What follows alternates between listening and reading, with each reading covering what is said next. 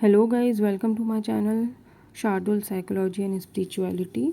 तो आज हम देखेंगे सेल्फ मोटिवेशन और जो हमारी पर्सनैलिटी को इम्प्रूव करने के लिए ज़रूरी इंटरपर्सनल स्किल्स रहती हैं, हमारे जीवन के गोल्स को, एम्स को अचीव करने के लिए ज़रूरत रहती है, हमारे रिश्तों को मजबूत करने के लिए ज़रूरी रहती हैं। वो इंटरपर्सनल स्किल्स क्या होती हैं वो हम अपने वीडियो में देखेंगे। अब सबसे इम्पॉर्टेंट क्या होता है, गोल सेटिंग। ठीक है, हम अपने जीवन में सबसे पहले जो हमारा काम रहता है, या फिर आप सुबह उठते साथ ही कि आज मुझे क्या करना है, आज का क्या काम है। मेरे एक और वीडियो जिसमें मैंने to do list versus time table बनाया है, उसमें आप सुबह उठ के आज के दिन का क्या क्या, या फिर रात में ही आपको दूसरे दिन क्या क्या करना है उसको एक पेपर में लिख लेना चाहिए। उससे क्या होता है, आपका माइंड क्लियर रहता है। अगर आपको कुछ बहुत बड़ा टारगेट है, उसको छोटे छोटे स्मॉलर टास्क में तोड़ दीजिए। क्या है, छोटे वाले जो टास्क रहते हैं वो हम जल्दी अचीव कर पाते हैं, हमारा कॉन्फिडेंस उससे क्या होता है, बढ़ जाता है। जैसे आपको एग्ज़ाम में फ़र्स्ट आना है, ये आपका बड़ा टारगेट है, तो आप एकदम से तो फर्स्ट नहीं आओगे। आप क्या करोगे, रोज़ टू डू लिस्ट में लिखोगे कि आज मुझे ये चैप्टर कंप्लीट करना है, ये क्वेश्चन आंसर याद करना है। धीरे धीरे करके एग्ज़ाम आते आते तक आपकी तैयारी अच्छी हो जाएगी और आप अपनी प्रोग्रेस को ट्रैक भी कर पाओगे कि मेरा कितना हो गया है, कितना बाकी है, किसका रिवीजन करना है, और अपने एम में फोकस रह पाओगे। तो इस तरीके से जब हम बड़े टास्क को छोटे छोटे टास्क में तोड़ देते हैं, या बोलना चाहिए छोटे छोटे उद्देश्य में हम किसी बड़े उद्देश्य को तोड़ते हैं, तो उसको अचीव करना ज़्यादा आसान हो जाता है। उसके बाद आती है प्रायोरिटीज़। मतलब आपको मान लो बैंक जाना है, ठीक है, बैंक में कुछ काम है, लेकिन आपका वो काम अर्जेंट है, आपके एग्ज़ाम एक महीने बाद है, तो आपका प्रायोरिटी क्या है, बैंक जाके आना। तो आप प्रायोरिटी का मतलब ये होता है कि जो काम ज़्यादा अर्जेंट है, ज़्यादा ज़रूरी है, उसको पहले करना। प्रायोरिटी मैट्रिक्स में हम क्या बनाते हैं कि जो उनकी अर्जेंसी के हिसाब से हम टास्क को, या उसके इम्पोर्टेंस के हिसाब से हम टास्क को लिखते हैं या प्रायोरिटाइज़ करते हैं। ठीक है, और किस वाले टास्क में कितना ज़्यादा टाइम या फोकस देना है। मान लो कोई ऐसा टास्क है जिसमें आपको बहुत फोकस देने की ज़रूरत है, या आपको शांति से, आपको कम से कम 2-3 घंटे उस टास्क में लगने वाले हैं, आप चलते फिरते उस टास्क को नहीं कर सकते। आपको घर का खाना भी बनाना है, बैंक भी जाना है, घर के छुटपुट काम भी निपटाना है, तो आप क्या करोगे। अब जैसे खाना बनाना एक इम्पॉर्टेंट टास्क है और उसमें बहुत ज़्यादा फोकस नहीं लगता है, तो आप वो काम पहले निपटाओगे, घर के छुटपुट काम निपटाओगे। बैंक का एक पर्टिकुलर टाइम होता है कि इतने से इतने बजे तक खुला रहता है, और वो एक इम्पॉर्टेंट काम है, तो आप उसको निपटाओगे। उससे फ्री होकर फिर आप बैठोगे तो 3 से 4 घंटे आप निकालोगे आपके इम्पॉर्टेंट टास्क को, जिसमें आपको ज़्यादा फोकस की ज़रूरत है। अगर आप सुबह वो काम लेके बैठ जाओगे तो आपका बैंक बंद हो जाएगा, आप फोकस नहीं कर पाओगे, क्योंकि आपको बाकी के काम भी दिमाग में रहेंगे कि यार अभी तो घर के बाकी काम नहीं हुए हैं, अभी तो खाना भी नहीं बना है। आपके घर में बाकी लोग आप पे डिपेंडेंट है, तो आपको बोलेंगे कि खाना बना दो, ये दे दो, वो दे दो, कर दो। तो उससे क्या होगा, आपका ना फोकस कर पाओगे, और आपके जो बाकी के इम्पोर्टेंट मतलब प्रायोरिटी वाले काम थे वो आप नहीं कर पाओगे।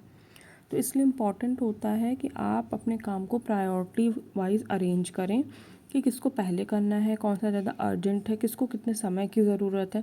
इस हिसाब से आप अपना एम जो है ज़्यादा अच्छे से, ज़्यादा आसानी से आप ये कर लोगे, राइट। उसके बाद हम देखेंगे developing empathy, gratitude and creative problem solving. देखो, एम्पैथी का मतलब क्या होता है, जो हम किसी की भी बात को, मतलब एक आपने वर्ड सुना होगा जैसे सिंपैथी, ठीक है, किसी की भी बात के प्रति आपके मन में एक भावना उत्पन्न होना, किसी की भी बात अच्छी तरीके से सुनना, समझना, उसके पर्सपेक्टिव को समझना बहुत इम्पॉर्टेंट होता है। सामने वाले के नज़रिए को समझना, कोई आपसे कोई बात कह रहा है, तभी आप क्या होता है, एक अच्छा रिलेशनशिप आप बिल्ड कर सकते हो।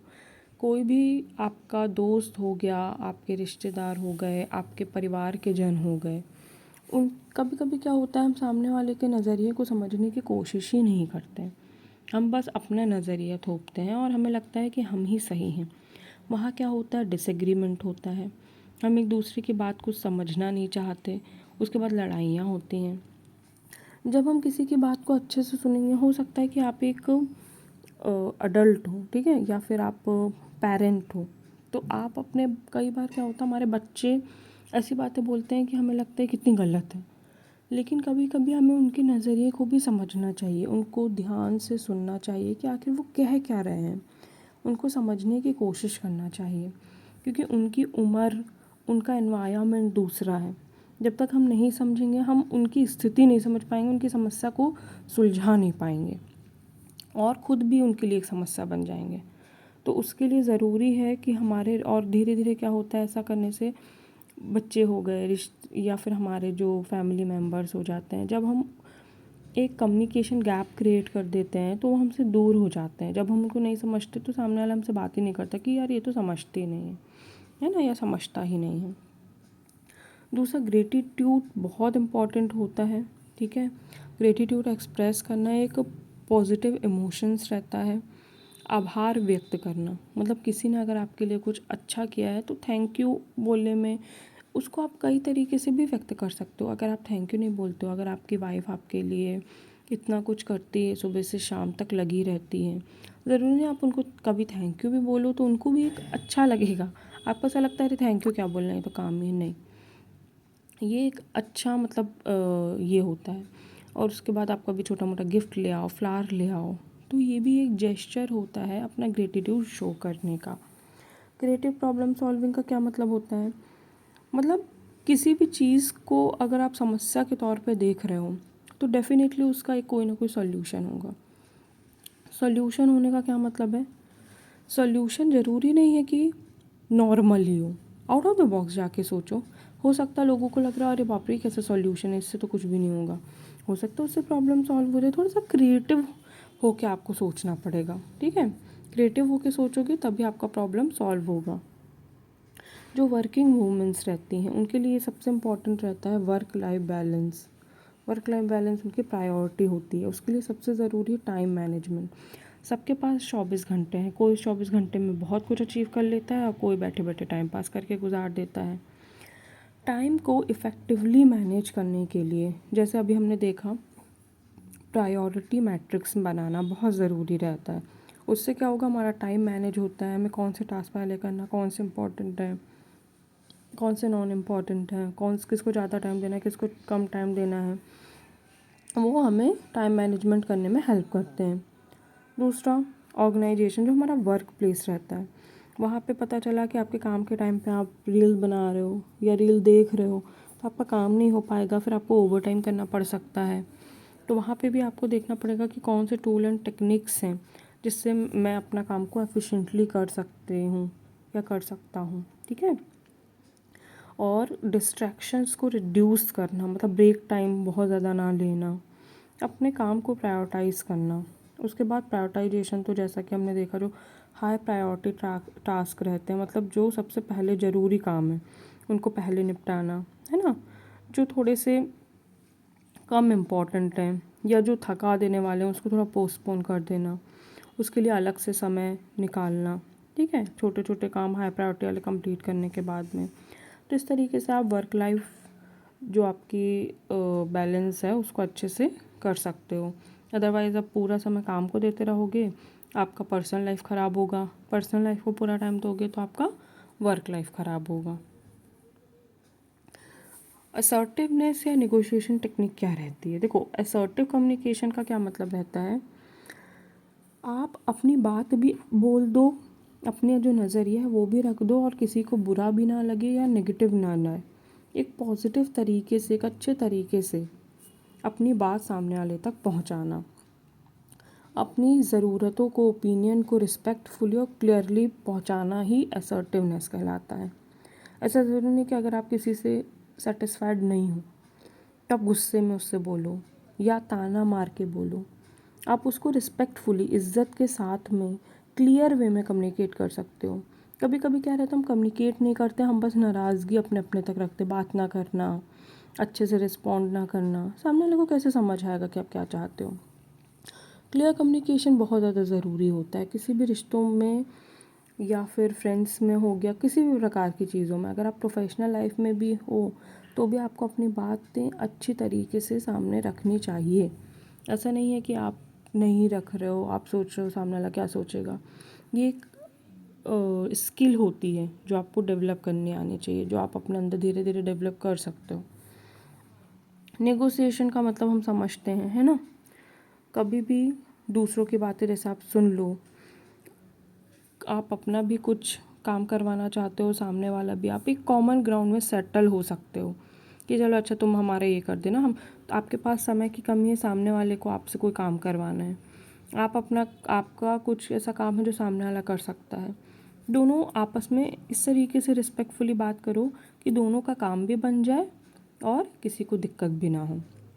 तो इस तरीके से जब हम सामने वाले की बातें सुनते हैं और एक कॉमन ग्राउंड में आते हैं, इसको निगोशिएशन स्किल्स भी बोलते हैं। इससे आपका टाइम भी मैनेज होता है, आप बहुत ओवरवार्म भी नहीं होते हो कि हाँ हाँ बोल के आपने सबका काम ले लिया, खुद का भी काम खुद कर रहे हो, सामने वाला फ्री है। तो ये बहुत इंपॉर्टेंट होता है। और रिस्पेक्ट तो बेसिक है ये, इसके लिए अपन को पढ़ाई की कोई ज़रूरत नहीं है कि सबके साथ में भले आप डिसएग्री भी हो, सामने वाले की बात से सहमत ना हो, फिर भी रिस्पेक्टफुली ही आपको सामने वाले से बात करना चाहिए। अब प्रोक्रेस्टिनेशन से कैसे हम ओवरकम कर सकते हैं, ठीक है। प्रोक्रेस्टिनेशन का क्या मतलब होता है कि हम खुद में ही इमेजिन कर रहे हैं चीज़ों को, ऐसा होगा, कहानियाँ गढ़ रहे हैं, हवाई महल बना रहे हैं। तो इससे हम कैसे बच सकते हैं? सबसे पहले तो हमको ये फाइंड करना पड़ता है कि इसके ट्रिगर्स क्या क्या हैं। कुछ लोग बैठे बैठे खो जाते हैं, है ना। कुछ लोग सोचते रहते यार कहीं ऐसा हो गया तो, कहीं ऐसा हो गया तो, कहीं मैं फ़ेल हो गया तो। अरे तो पढ़ाई करो, इतना मत सोचो, राइट। उसके बाद अब जैसे फॉर एग्ज़ाम्पल आपने प्रोक्रेस्टिनेट कर रहे हो बैठे बैठे एज ए स्टूडेंट कि मैं फ़ेल हो गया, मुझसे नहीं बना, मैं एग्ज़ाम में भूल गया, मेरे आउट ऑफ सिलेबस क्वेश्चन आ गए। आप सबसे पहले अपने सिलेबस को डिवाइड करो, चैप्टर वाइज डिवाइड करो। जैसा कि हमने बताया था, एक दिन में मुझे इस सब्जेक्ट का एक चैप्टर करना है, इस सब्जेक्ट के क्वेश्चन आंसर करना है, इस सब्जेक्ट का प्रैक्टिस करना है। जब आप वो कर लो तो खुद को रिवॉर्ड दो। ऐसे में क्या होता है कि आप खुद को मोटिवेट करते हो। आपने एक टास्क कंप्लीट किया, आप खुद को एक चॉकलेट दे सकते हो, शाबाशी दे सकते हो कि वेरी गुड, आपका जो भी नेम है कि very good Krishna, you have done so good, या आपने बहुत अच्छा काम किया, इसके लिए मैं आपको शाबाशी देता हूँ। ये कहने के लिए बहुत छोटी छोटी चीज़ें, पर ये बहुत इफ़ेक्टिव होती हैं आपकी पर्सनैलिटी में, आपके लिए बहुत मायने रखती हैं। खुद से बातें करना भी बहुत ज़रूरी है। ऐसा नहीं कि आप पागल जैसे बिल्कुल किसी के भी सामने खुद से बातें करते रहो, बट खुद को शाबाशी देना। जब आप डाउन हो तो खुद को सहानुभूति देना कि कोई बात नहीं, सब ठीक हो जाएगा, हम सब देख लेंगे। ये सब चीज़ें बहुत ज़रूरी होती हैं। Building a meaningful connection, networking build करना अपने आप में ही एक प्रोफेशन है, राइट। कई कई लोग रहते हैं जो इंट्रोवर्ट रहते हैं, जो ज़्यादा किसी से बातचीत नहीं करते, तो उनको थोड़ा सा नेटवर्क बिल्ड करने में प्रॉब्लम होती है। वहीं एक्सट्रोवर्ट लोग आसानी से नेटवर्क बिल्ड कर लेते हैं। लेकिन नेटवर्क बिल्ड करने का मतलब कभी भी ये नहीं रहता कि आप सिर्फ हाय हेलो कर लिए तो आपका नेटवर्क बिल्ड हो गया। आपकी एक पर्सनल बॉन्डिंग होना चाहिए। और झूठ बोल के किसी के भी साथ में आप नेटवर्क नहीं बना सकते या रिलेशन नहीं बना सकते, कनेक्शंस नहीं बना सकते। आपको ऑथेंटिक रहना चाहिए, जो चीज़ें हैं वैसे ही। ऐसा नहीं कि आपने झूठ बोल के दिखावा करके कि अरे मेरा तो बहुत बड़ा घर है, गाड़ी बंगला, सब आपके पास आ जाएंगे, तो वो कोई कनेक्शन नहीं कहलाता है। ऐसा कि कभी ज़रूरत पड़ने के बाद आप एक दूसरे के पास जाओ तो सामने वाला आपकी मदद के लिए तैयार रहे, एटलीस्ट जितना उससे हो सके। ध्यान से सुनना किसी की भी बातें। अगर आप सोचोगे कि केवल आप अपनी अपनी बातें बता लोगे या आप अपनी तरफ से हेल्प मांगोगे सामने वाला करेगा, तो ऐसा नहीं है। कोई भी कनेक्शन जो रहता है वो दो तरफा रहता है। जैसे आपने उनसे कनेक्शन बनाया, उन्होंने भी आपसे बनाया। आप अपनी बातें अगर उनको बता रहे हो, अपने एक्सपीरियंसेस शेयर कर रहे हो, तो उनके भी आपको सुनने होंगे।